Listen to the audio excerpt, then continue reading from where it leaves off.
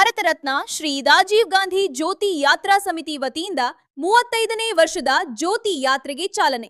ಶೇಷಾದ್ರಿಪುರಂ ವೃತ್ತದಲ್ಲಿರುವ ಶ್ರೀ ರಾಜೀವ್ ಗಾಂಧಿ ಪುತ್ಥಳಿಗೆ ಮಾಲಾರ್ಪಣೆ ಹಾಗೂ ಪುಷ್ಪ ನಮನ ಸಲ್ಲಿಸಿದ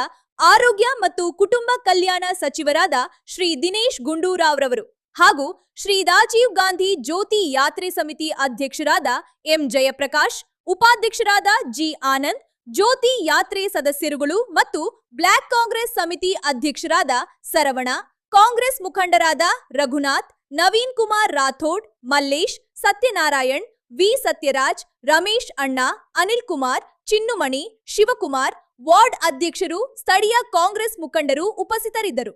ಇದೇ ಸಂದರ್ಭದಲ್ಲಿ ಸುದ್ದಿಗಾರರೊಂದಿಗೆ ಮಾತನಾಡಿದ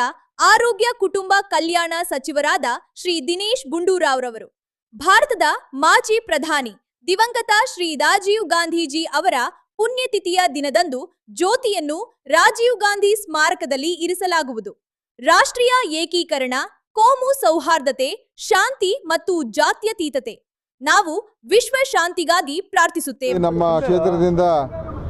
ಏನು ಮೇ 21ನೇ ತಾರೀಕು ನಾಳೆ ರಾಜೀವ್ ಗಾಂಧಿ ಅವರ ಒಂದು ಪುಣ್ಯ ಸ್ಮರಣೆ, ಅವರು ಶ್ರೀಪೆರಂಬೂದರಲ್ಲಿ ಆದಂಥ ಒಂದು ಘೋರ ಹತ್ಯೆ ಏನಿತ್ತು, ಅವರನ್ನು ನಮ್ಮ ಭವಿಷ್ಯದ ನಾಯಕ, ನಮ್ಮ ಪ್ರಧಾನಿ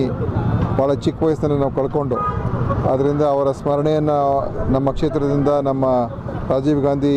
ಜ್ಯೋತಿ ಯಾತ್ರಾ ಸಮಿತಿಯವರು, ಜಯಪ್ರಕಾಶ್ ಅವರು ಮತ್ತು ಈ ಥರ ಅನೇಕ ಆನಂದ್ ಅವರು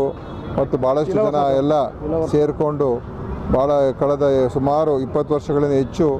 ಅವರು ಪ್ರತಿ ವರ್ಷ ಅಲ್ಲಿಗೆ ಹೋಗಿ ಈ ಜ್ಯೋತಿ ಯಾತ್ರೆ, ರಾಜೀವ್ ಗಾಂಧಿ ಅವರ ಏನು ಜೀವನದ ಒಂದು ಹೋರಾಟ, ದೇಶಕ್ಕೊಂದು ಆಧುನಿಕ ಭಾರತ ಮತ್ತು ಎಲ್ಲರಿಗೂ ಕೂಡ ಒಂದು ಸಮಾನವಾದಂಥ ಹಕ್ಕನ್ನು ಕೊಡುವಂಥದ್ದು, ಯುವಕರಿಗೆ ವಿಶೇಷವಾಗಿ ಏನು ಇವತ್ತು ಮಾಹಿತಿ ತಂತ್ರಜ್ಞಾನ ಇರ್ಬೋದು ಮತ್ತು ಹೊಸ ಒಂದು ಬೆಳವಣಿಗೆಗಳೇನಾಯಿತು ದೇಶದಲ್ಲಿ, ಅದರ ಎಲ್ಲಕ್ಕೂ ಕೂಡ ರಾಜೀವ್ ಗಾಂಧಿ ಅವರ ಕೊಡುಗೆ ಅಪಾರ ಇದೆ. ಅದನ್ನು ಸ್ಮರಣೆ ಮಾಡುವಂಥ ಕೆಲಸ, ಅವರ ಒಂದು ಅಗಲಿಕೆಯನ್ನು ನೆನಪು ಮಾಡಿಕೊಳ್ಳುವಂಥದ್ದು ಮತ್ತು ಇಲ್ಲಿಂದ ಇವತ್ತು ಈ ಯಾತ್ರೆ ಜ್ಯೋತಿಯನ್ನು ತಗೊಂಡು ಹೋಗಿ ಅಲ್ಲಿ ನಾಳೆ ಶ್ರೀಪೆರಂಬೂದರಲ್ಲಿ ಅಲ್ಲಿ ಅದನ್ನು ಸಮರ್ಪಣೆ ಮಾಡ್ತಾರೆ ಮತ್ತು ಅವರ ಒಂದು ಆತ್ಮಕ್ಕೆ ಶಾಂತಿ